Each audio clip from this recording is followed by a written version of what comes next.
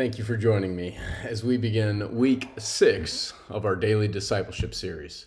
We will be covering Matthew chapters 11 through 12 during our time together this week. Our reading in Matthew 11, 1 through 19, we notice that John has some doubts about who Jesus is. Jesus is not living up to the expectations that John had for the coming Messiah. What John does is he sends his disciples to go and ask Jesus questions, which is exactly what we're supposed to do when we have doubts. It reminds me of a story of a young kid that brought his report card home to his mom. And in 2 of his classes, he was failing.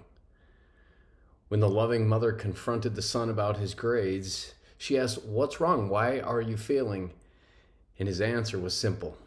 He says, "I have a lot of questions."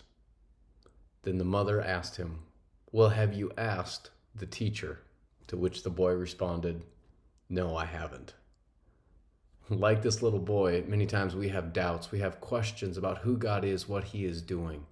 Let's not miss God's best for us by simply not asking him questions, asking him to reveal what he has for us. Which brings us to our daily discipleship habit for today, which is bring your doubts to God. There is nothing wrong with having doubts. What's wrong is when we don't bring them to him.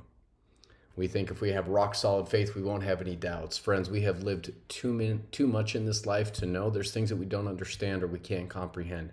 The best thing we can do in those moments is bring them to our loving Father who wants to meet us. He might not answer all of our questions, but he will draw us closer to him. In your circles today, share one doubt that you currently have with what God is doing in your life.